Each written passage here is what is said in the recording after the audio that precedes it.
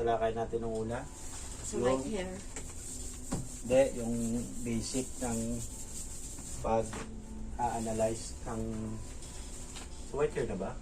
Hindi, yung una yung basic coloring, yung color level, and then reflect, and then oxidizing lotion. Nasundan mo ba yun eh? Ayun. Paano gamitin oxidizing lotion? Hindi. Di pa. Ayan ang kasi nasabi. Ay, sana sundan mo na yan. Oxidizing. Yung para gagamitin yung 3%, 6%, 9%, saka 2%. Ah, oo. Saka yung numbering. Ang tapos na yun. Tapos yung covering ng white hair. Sabi nila din. Tapos na yun. Parang doon para tayo ata. Sa cover Hindi, ng ang white alam hair. ko, tapos na natin yun. Ang next nating katalakay na matagal natin hindi nasunod is yung underlying pigment. Diba? Tapos yung color wheel. Hindi ka ba nasala? Wala din? Day off ko yun man. Yun lang. So, ano na lang, ito lang muna, tapos re-refresh natin siya ulit. So, based sa ating last na kaalaman, is color wheel ang ating gagamitin. So, tingnan nyo itong color wheel. Yan. Kasi guys, ito guys, ilagay nyo sa ano, tuturo ko itong color wheel at saka underlying pigments. Dahil dito, advanced na to. Pag makabisado nyo to, isang tingin nyo lang sa buhok, alam nyo na kung anong gagawin nyo. Gets? So, dapat kabisado natin yung color wheel muna natin. Ang pagbabasa ng color wheel, dito lang yung girl. Ang pagbabasa ng color wheel is, yung color wheel ay meron itong primary color, secondary, at saka tertiary color. So, start tayo ng yellow, yan yung primary color. Ito ba? Tapos, blue, tapos red. Wala lang ba? So, hindi, ito, titinan nyo lang ito. Yellow, blue, at saka red. Primary color yan. Pag ipaghalo yung primary color ng yellow, blue, anong mangyayari? Is magiging? Green. Yeah, green. Pag yung blue at saka red, anong mangyayari? Violet. Violet. Secondary color to ha, ito primary. Yeah, primary. Ito secondary color. Secondary color. Tapos yung yellow at saka red, Orange. ayan, orange. So bakit ito importante guys, yung color wheel? Kasi minsan, bibigay lang ako ng tip. Minsan, mayroong nagkukulay ka ng buhok. Yung kulay niya is, kukontinue pa natin. Ito yung secondary color. Yung tertiary color naman, ano yung tertiary color? Sino makabigay? Primary color, ang primary color, walang makakapagpapalit nito. Ito yung primary, yellow, blue, at saka red. Paghaluin mo tong yellow at saka blue, lalabas yung secondary na green, saka blue, red, violet lalabas. And then yellow at saka red, orange. So yung tertiary color, paano to gagawin? Yung tertiary color, pag pinaghalo naman yung primary at saka secondary. Kumbaga siya yung pangatlong kulay. So yung secondary color, binuo yan ng isang blue, ay isang primary, blue at saka yellow. Ibig sabihin, dalawang primary ang pinaghalo bago lalabas yung secondary color. Pag blue at saka yellow, maging green. So, ang tertiary color, pag pinaghalo mo yung yellow at saka green, ang lalabas ay Yellow, green. yun. Yellow, green. Yellow, green. So, bakit siya tinatawag na yellow, green? Hindi green, yellow.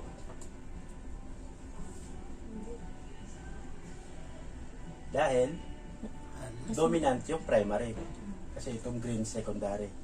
Kaya pag sasabihin mong tertiary color, pag paghalo mo yung green at saka yellow, magiging yellow-green. Pag yung green at saka blue, anong mangyayari? Tertiary. Blue. Blue, ano Ano siya? Blue-green. Blue, green? Primary itong blue eh. Tapos paghalo mo naman yung blue at saka violet, Blue, violet. yan, blue-violet. Ano to ha? Tertiary color to ha? Tertiary color yan. Tapos violet at saka red? Violet red. Violet. Tapos red at saka orange? Red orange. Red, orange. Tapos orange, yellow?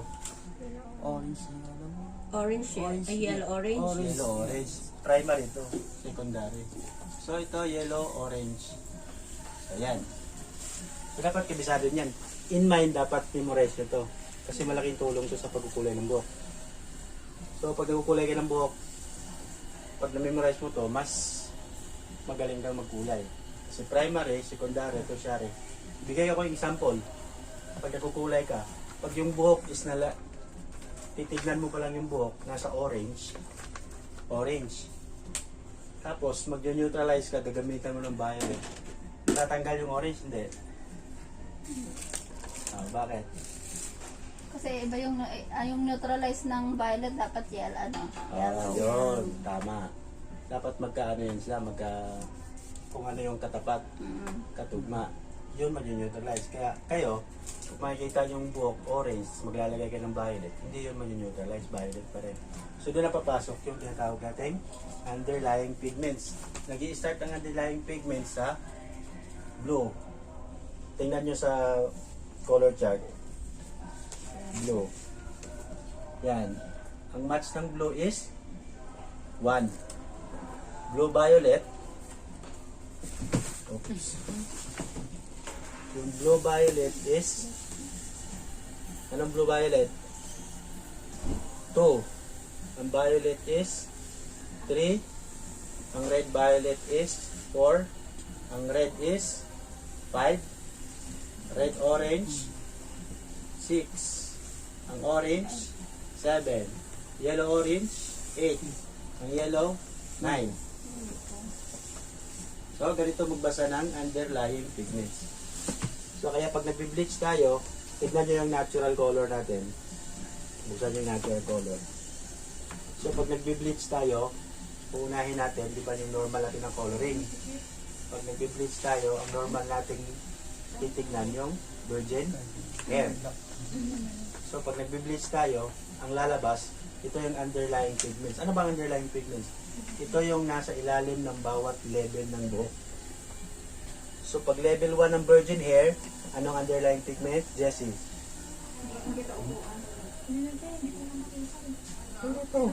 Blue? Yan, blue. Titignan siya. Sa virgin hair, sa color level. Anong, alam yung color level, Jess? Yan. So ang underlying pigments, ito yung nakailalim sa bawat number ng color level. So yung 1 is blue, 2 is blue violet, 3 is hindi, violet, 4 is red violet, and then 5 is red. So bakit hindi nakikita sa natural level itong 1, 2, 3, 4? Kasi nga black yung buhok ng natural natin. So mag-start lalabas yung underlying pigments, makikita natin visible is level 5. Red na. So kaya pag nagbe-bleach tayo, pag nagbe-bleach kayo, pag nakikita nyo ng, di ba nagbe-bleach kayo, parang wala lang kayo. Pag magbe-bleach kayo, pag bubuksan, pag tatanungin ng stylist, anong target natin? Keep in mind, pag target natin is ash, kailangan nating achieve is 9. Oh, pag ash. Pag ash blonde naman, na may pagka-blonde, kahit 8, kasi ang 8 is yellow, orange. So, more on warm. So, yun lagi yung tatandaan pag nagbe-bleach. So, pag nagbe-bleach kayo, pag apply nyo ng base, bubuksan nyo yung una. Pag nakikita nyo siyang red, anong underlying pigments pa lang ay? Nasa level? 5. So, keep in mind, ang target nyo is 9. Kaya pag kabisado nyo to, hindi mapuputol yung buhok, lagi nyo makikita yung step. So, pag ang buhok is nasa red, orange, anong underlying pigments is? 6. Oh. Memorize nyo yun siya, ang underlying pigments. Una yung memorize nyo, primary color, yellow, blue, red. Tapos secondary naman, pag pinaghalo yung yellow at saka blue, green. Ito naman blue at saka red, violet. Pag makabisado mo yan, tertiary color. Tertiary color, primary color at saka secondary, pag pinag-mix yan, unahin yung babasahin lagi yung primary, yellow, green. Yan lang siya kasimple. Pag blue naman at saka blue violet, ay violet, secondary at saka primary, laging ang basa blue primary, blue violet.